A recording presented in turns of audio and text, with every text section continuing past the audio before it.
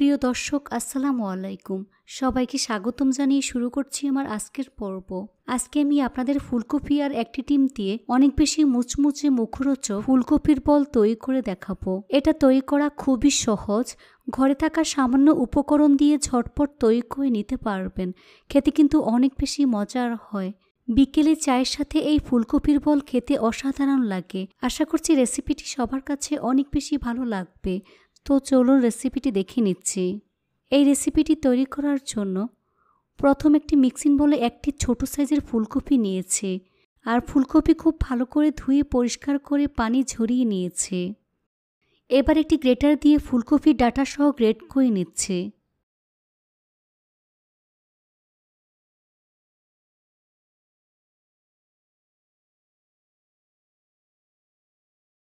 তো ফুলকপি আমি গ্রেট করে নিয়েছি। এই ফুলকপিগুলোকে আমি ভাপিয়ে নেব। এর জন্য চুলে একটি ফ্রাই প্যান বসিয়ে এর মধ্যে গ্রেট করা ফুলকপিগুলো আমি দিয়ে দিচ্ছি। দিয়ে দিচ্ছি স্বাদমতো লবণ। এবার চুলার আঁচ মিডিয়ামে রেখে ফুলকপি 3 থেকে 4 মিনিটের মতো আমি ভাপিয়ে নেব। ফুলকপির মধ্যে পানি দেওয়ায় অনেকটা পানি বের হবে, তাই অনবরত নেড়েচেড়ে ফুলকপির পানি শুকিয়ে নিতে হবে। ফুলকপিটা এভাবে ভাপিয়ে নিলে ফুলকপি থেকে আর গন্ধ লাগবে না। প্রায় 3 থেকে 4 মিনিট সময় নিয়ে ফুলকপির পানি শুকিয়ে নিয়েছে। এবার ফুলকপি খুব ভালো করে ঠান্ডা করে একটি মিক্সিং বলে নিয়ে নিচ্ছে। তো ফুলকপি খুব ভালো করে ঠান্ডা করে নিয়েছে। এবার এর মধ্যে একে একে মশলাগুলো আমি দিয়ে দিচ্ছি। এবার প্রথমে দিয়ে দিচ্ছি 1 চা চামচ পরিমাণ আদা কুচি, 1 টেবিল চামচ পরিমাণ রসুন কুচি, 1/4 কাপ পরিমাণ পেঁয়াজের কলি দিয়ে দিচ্ছি, একটি মিডিয়াম সাইজের টমেটো কুচি দিয়ে দিচ্ছি, 2 থেকে 3টি কাঁচামরিচ কুচি, 2 টেবিল চামচ পরিমাণ ধনিয়া পাতা কুচি, স্বাদমতো লবণ দিয়ে দিচ্ছি, 1/2 চা চামচ পরিমাণ কাশ্মীরি লাল মরিচের গুঁড়া, ধনিয়ার গুঁড়া 1/2 চা চামচ পরিমাণ, হলুদের গুঁড়া 1/4 চা চামচ পরিমাণ, চাট মশলার গুঁড়া 1 চা চামচ পরিমাণ, ভাজা জিরার গুঁড়া 1/2 চা চামচ পরিমাণ, বাইন্ডিংয়ের জন্য 1/2 কাপ পরিমাণ চালের গুঁড়া দিয়ে দিচ্ছি। এবার 1 কাপ পরিমাণ বেসন দিয়ে দিচ্ছি। বেসনটা একবারে না দিয়ে 2 থেকে 3 বারে দিয়ে মিশিয়ে নিচ্ছি। এবার এর মধ্যে একটি ডিম দিয়ে দিচ্ছি। এখানে আমি কোনো প্রকার পানি ব্যবহার করব না, ডিম দিয়েই এই মিশ্রণটা মেখে নিতে হবে। যারা ডিম খেতে পছন্দ করেন না তারা চাইলে স্কিপ করতে পারবেন। এর মধ্যে অল্প অল্প করে বেসন দিয়ে আঠালো একটি মিশ্রণ আমি রেডি করে নিচ্ছি। তবে মিশ্রণটা খুব বেশি নরম করে ফেলা যাবে না, আবার অনেক বেশি শক্তও হবে না। এই তো মিশ্রণটা আমার রেডি হয়ে গিয়েছে। এবার হাতের মধ্যে সামান্য পরিমাণ তেল মেখে নিচ্ছি।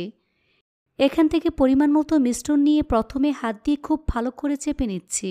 তারপর ঠিক এভাবে গোল বলের মতো আমি তৈরি করে নিচ্ছি। এই তো একটি বল আমি তৈরি করে নিয়েছি। একইভাবে আরেকটি তৈরি করে আপনাদের দেখিয়ে দিচ্ছি।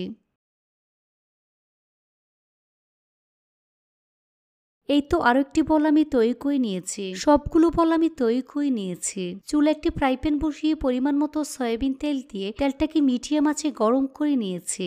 এখন একে একে গরম তেলে ফুলকপির বলগুলো আমি দিয়ে দিচ্ছি। চুলার আঁচ মিডিয়ামে রেখে এই ফুলকপিগুলোকে ভাজতে হবে।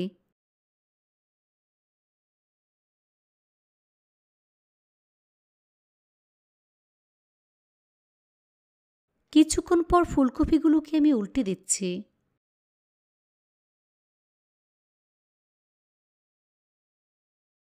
এভাবে কিছুক্ষণ পর পর উল্টে পাল্টে গোল্ডেন ব্রাউন কালার এবং ক্রিস্পি করে ভেজে নিতে হবে।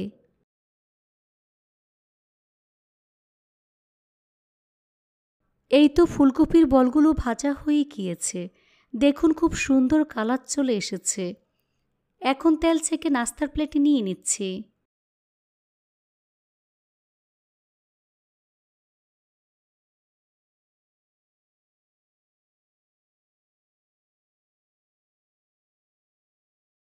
তারপর পরিবেশন করে আপনাদের দেখিয়ে দিচ্ছি।